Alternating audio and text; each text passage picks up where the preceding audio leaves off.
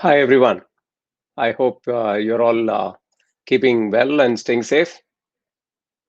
Today, I'm going to talk about something each one of us will be encountering, right? And which is our own self doubt, or put in another form, what would others think about me or think about my idea? Many a times, these can come in way of we accomplishing our own vision or our own dreams. I'm going to share, some of the real life experiences of myself. I hope it can stimulate some thoughts for you. And if you're watching live, please go ahead and comment, and I can interact with you live here. Let's start with, a question which keeps coming to us is, am I in the right direction? Right? Am I taking the right decision? Right? And it is possible that you might be presenting something to your own organization, to your manager, and many a time some of your ideas might be thrown away. Now, how do you consider these? I would call them dislike or critical comments or criticism, whichever way you put it. Let me give you a simple, logic. Right?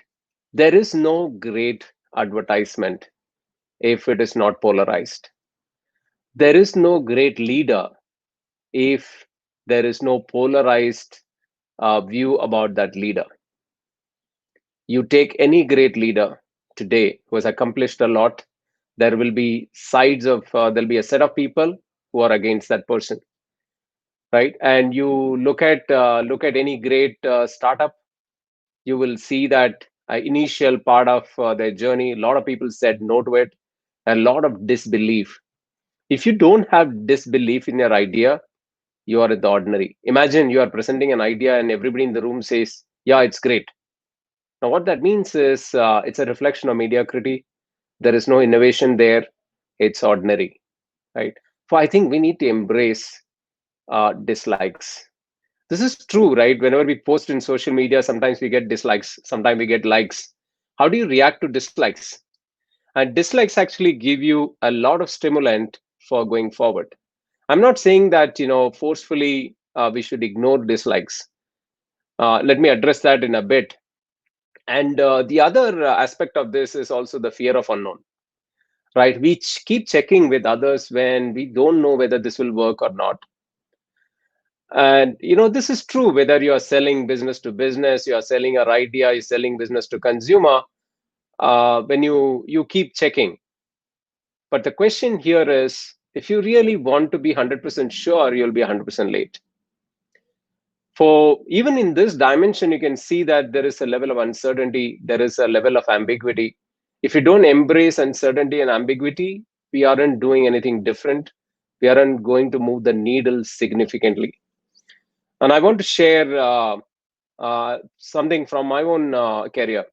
Initial part of my career, I used to take positions or switch jobs where I knew the people in the other company, and I always wanted ready-made thoughts, ready-made places where I can go and thrive immediately. I wanted that comfort zone.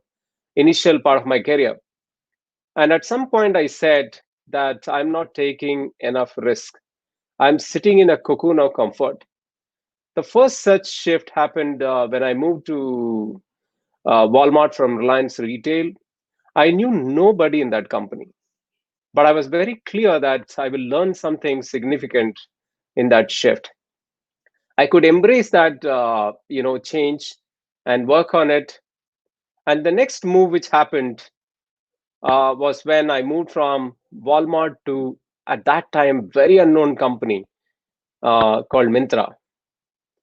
And people were telling me, a lot of friends and family members, they said, are you mad? Are you clear that you're moving from world's number one company to an unknown company?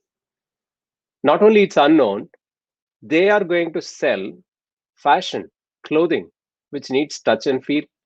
Do you think ever that concept will work? Imagine, I think from their perspective, they were making sense. It's very important whenever somebody is not agreeing with you or they're giving a different point of view. I think it's very important to listen to them. Hi, Deepak. Thanks for being there and great to interact with you after a long while. Sorry, just going back, from their perspective, they're all very clear and they were saying something commonsensical. But we need to get behind why they are saying what they're saying. Maybe they don't know something that you have figured out, right? That is the point that I was researching a lot, wanting to become an entrepreneur. I saw that the smartphone growth in the country, internet access was going up, digital commerce globally was going up, India was just catching. Maybe that was the right point. Not that each one of these decisions might work for you, but there will be a lot of learning in that journey. So of course, I picked on, moved on to Mintra, and the rest all is history. And it could have gone either way. And today, failure is a great part of your profile. Today, as an entrepreneur, I look for people who have failed at some point of time. And it's very, very important, right? If you in a startup, you really need people who can go through the ups and downs of a long journey. It's not a sprint, it's a marathon. There are going to be points where you're going to be tired, and you really need to have energy through the journey, right?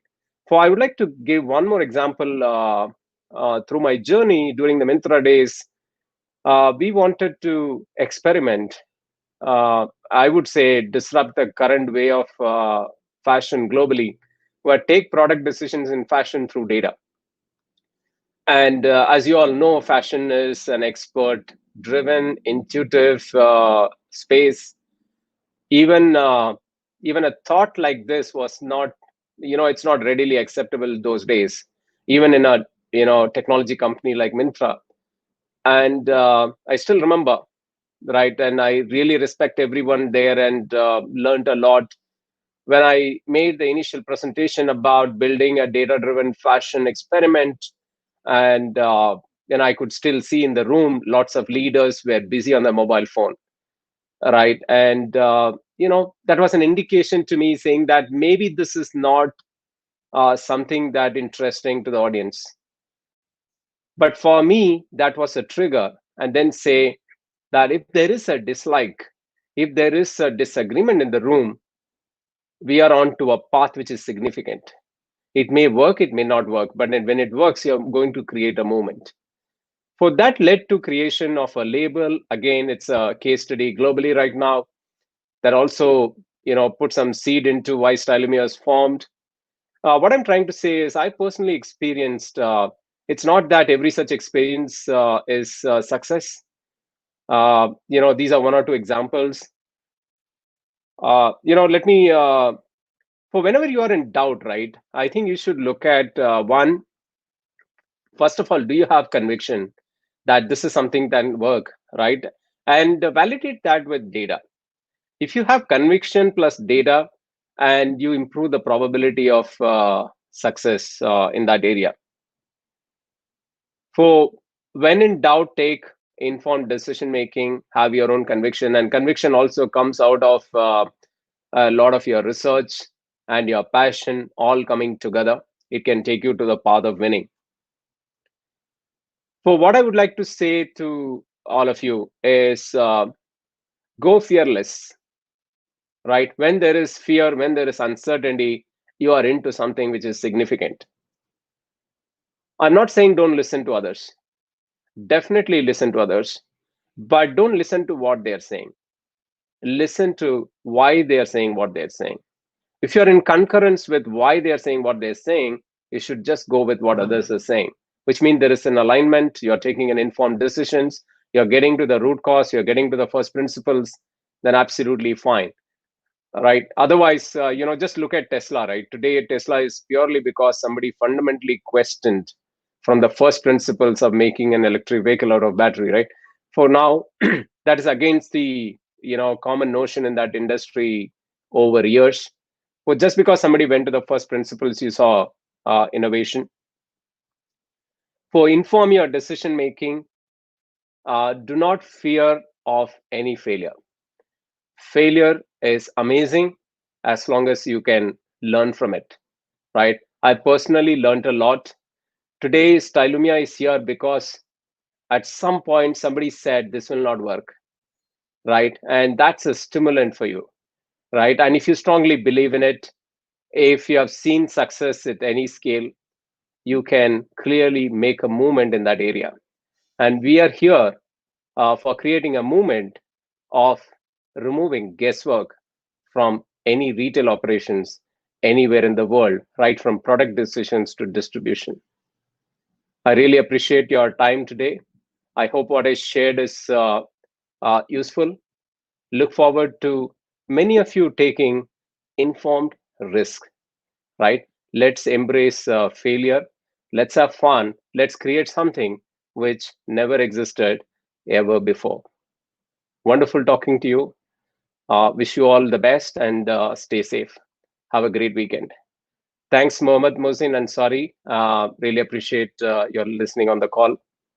If you any of you have any questions, please go ahead and post here. Thanks, Deepak. Thank you, guys. Bye bye.